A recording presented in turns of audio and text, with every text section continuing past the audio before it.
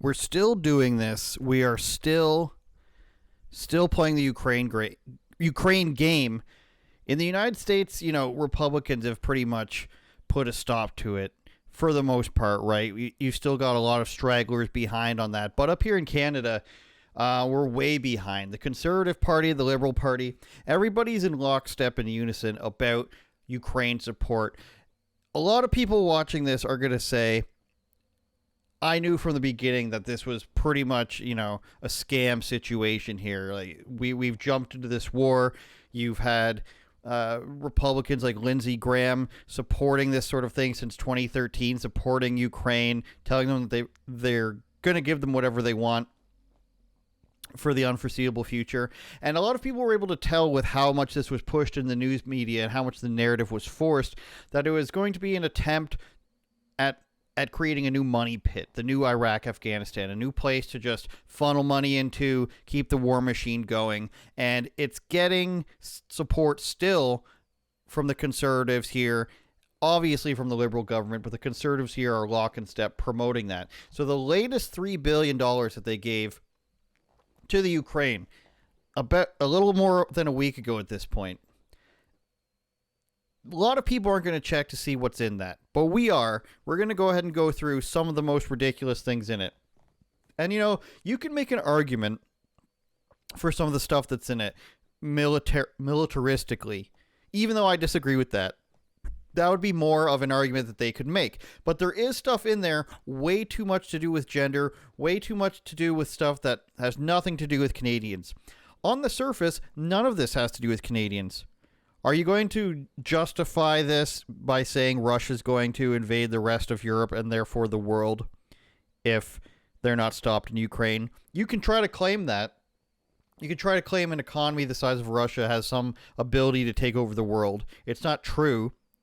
Just because they have a better military than Ukraine doesn't mean they're going to somehow be able to fight a world war or even fight any NATO country. So here's the press release from the office of Justin Trudeau.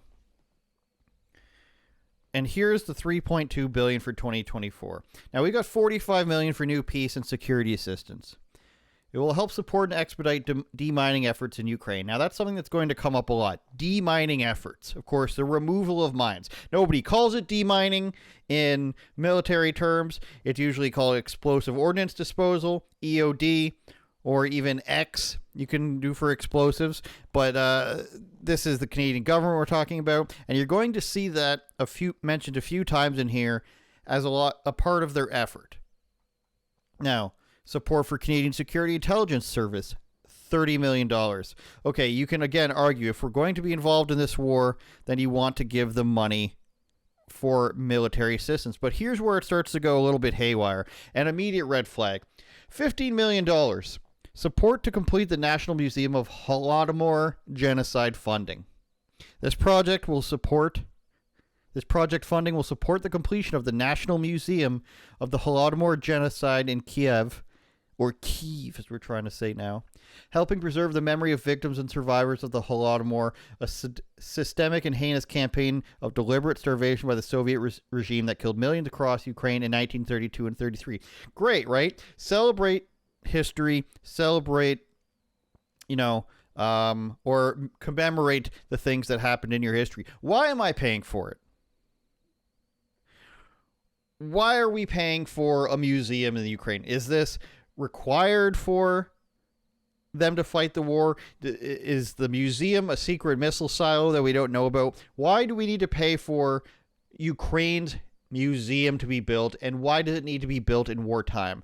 That's red flag number one. $15 million for a museum that none of us care about. Not a single one of you watching, not a single person in Canada cares about this so much that they're willing to say, hey, $15 million should go toward this. I'm confident in saying I'll up the differentiating factor to upwards of 500 people care. Canada International Finance Corporation Facility for Resilient Food Systems funding, $50 million. Again, you can make an argument for that. You can make an argument that you want them to have money to get food, processed meat for domestic and international markets. I mean, I would say no. I would say that I don't need to pay to help Ukraine process meat for domestic and international markets. I don't think that I'm required to pay for that. Reinforcing essential mental health services. Now, when you hear mental health services in North America, you know it basically means nothing. And we're being very critical of this bill because it's your money going across the world for things that have nothing to do with the war. Russia's war in Ukraine will have long-lasting negative effects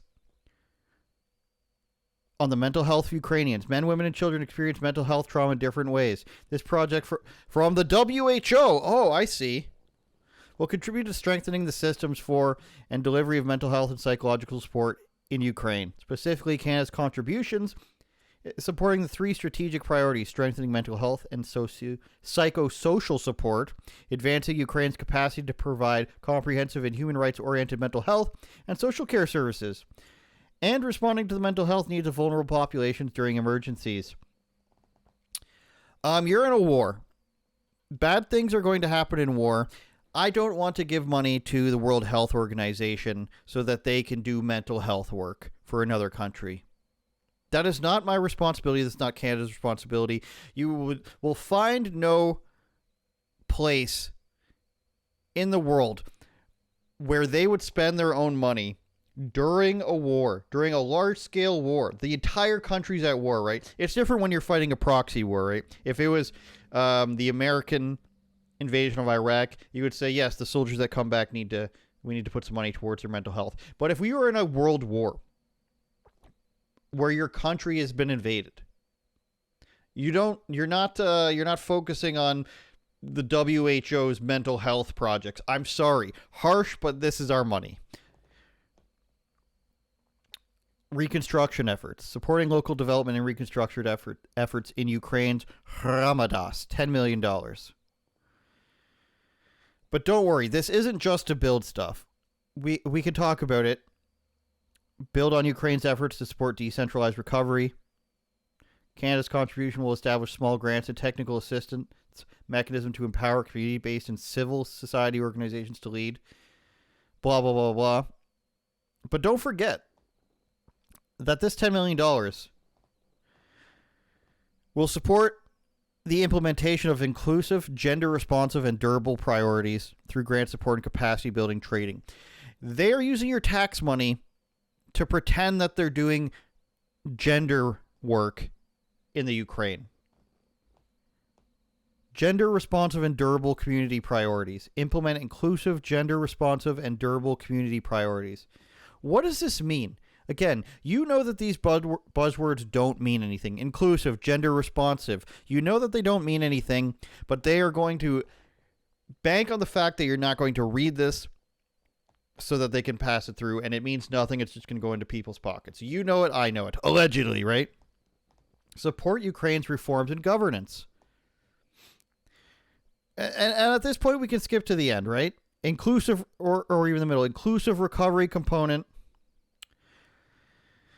And then we can go to respond to the specific needs of women and girls, returning veterans, marginalized groups, and those are displaced by war. Aren't you just bored of this speak? The jig is up, right? I can confidently say the jig is up when it comes to marginalized groups and specific needs of women and girls. How about just help everyone? How about we don't need to specify which particular groups, subsections of genders and race we need? What marginalized groups are there in Ukraine currently, other than Ukrainians? If you want me to believe that it's good for us to help Ukraine in this war, then when you start saying the marginalized groups and inclusive recovery, then you lose me. You lose me and anyone else who is on your side. Because what we're talking about right now is the conservatives backing up the silliness that is this. So if there's conservatives that want you to support this, you point to these things. Hey, Pierre. Hey, whomever. Doug Ford. When they say they're giving $4 million to help marginalized groups, what does that mean? And then you can present it alongside another project of some sort that uses terms like this, gender inclusive marginalized groups, and it's supposed to be things that we don't stand for. Humanitarian funding. peace, security, and stabilization funding. A lot of it's saying the same thing. But here's some more gender-inclusive stuff. Gender-inclusive demining for sustainable futures in Ukraine. Now, this is one that made a lot of headlines. Gender-inclusive demining for sustainable futures in Ukraine. The project from the Halo Trust aims to safeguard the lives and livelihoods of Ukrainians, including women and internally displaced persons, by addressing the threat of explosive ordnance present across vast areas of the country. Makes sense. But you've got to establish a gender and diversity working group. A gender and diversity working group to promote gender transformative mine action in Ukraine. Translated into English, this means we need to have women deal with explosives. Now you can do some guesswork on why that's happening. Is it because all the men are at war? But just say that we need money to fund people to demine things. But what you're telling me is, and what you're using by saying this gender inclusive language, we don't want to discriminate against women. We want them to be able to be blown up by mines as well. And if you look into the Halo Trust promotes women in war-torn countries disposing of explosives and says it's empowering. We'll bring it up right now. They say that's empowering for a woman in a country that's been ravaged by war to risk her life blowing themselves up. I mean, I guess this is what the feminists have asked for, is to be included in things like this. Sewer workers, garbage men. That's what equality truly means, I guess. But now you are paying $4 million so that we can send women out to get rid of landmines. Is that something that you're proud of? Is that something that Justin Trudeau might be proud of that? For all Canadians. But that's what it's saying. $4 million, get those ladies out there. Community-based protection and effective civil military engagement in Ukraine. I haven't read this one. Is this one going to include any? We don't have any buzzwords in that one, I don't think. But demining sustainability support, mentorships. You got to mentor people for their demining project. Geneva International Center for Humanitarian Demining Support Program for Ukraine, $1.5 million. Canada recognizes the importance of decontaminating Ukraine's territory as quickly and effectively as possible. This funding will support the efforts of the Geneva International Center for Humanitarian Demining to enhance the capacity of Ukraine Mine Action Institutes to implement effective and gender-responsive mine action operations. So not only do we want the $4 million to go to Ukraine, we want to get $1.5 million into this Swiss company to help Ukraine make their gender-responsive mine action operations, bring that to life. Here's a good one. This is one that needs a lot of focus here. Strengthening truth, transparency, and democracy to counter disinformation funding. $930,000 for propaganda. That's what it is. You'll know it in a second. Canada is providing funding to Internews Ukraine to help enhance the literacy and fact-checking capabilities of Ukraine's media in order to better counter disinformation in the country. This project includes a comprehensive skills transfer program to enhance the capacity of Ukrainian journalists and civil society organizations to carry out fact-checking and verifications. When you hear this, this initiative will also address gender disparity issues in the Ukraine media. Lovely. When you hear the state is battling disinformation in Canada or in the United States, does that ever mean a good thing, or does that mean that they want to censor you? So why should we allow it for Ukraine? Why should we allow our money to go towards that? $1 million almost, so they could fight disinformation. Do you see how easily this money gets mismanaged once you give it the old thumbs up? Now, the conservative leaders in the country are benefiting from a time where people are more worried about transgenders in sports, the insane immigration we're going through, inflation, carbon tax, all that stuff. They're lucky that things are so bad that they can just sweep this under the rug. People aren't going to fight this battle right now. But it's billions of dollars. And I know that just like I know, that all of a sudden when the government starts saying, hey, we've got billions of dollars that we're willing to give away, that tells you that they've been hiding a lot of money from you. And that tells you that they're taking a lot more money from you than they need to, because they've just got billions to give away. Here's $1 million for disinformation campaigns. Here's a few other $1 million for including women and getting their arms and legs blown off, turning into the pink mist, as they call it in the industry. Here's another, 15 million for a museum. When you're sitting there thinking about the Ukrainian people and you're sympathetic and somebody says, we need to send money over there, and you're like, yeah. And then somebody says, we need to do it for women to demine things and go into minefields. You're like, yeah, I guess. We need it so that the government can squash disinformation. You're just like, okay. And then they say we need a bunch of money to build a museum. Maybe, just maybe, if you heard that on the parliament floor, you'd be against it, and they wouldn't get away with it as much. But I don't know. I feel like the Conservatives might feel like this is too much of a battle for them to fight.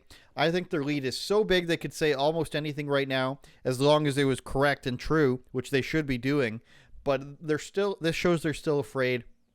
I think that most people, when they throw their support behind Ukraine at this point, even though, it has been what it is for some time now, it's more of like, I don't want the main federal party to be mad at me. I'm going to say I support Ukraine. I'm going to say that it's obvious. And you can see the people who did that. The people who said the war's almost over, Ukraine's winning, Ukraine's amazing, even though Ukraine shut down churches.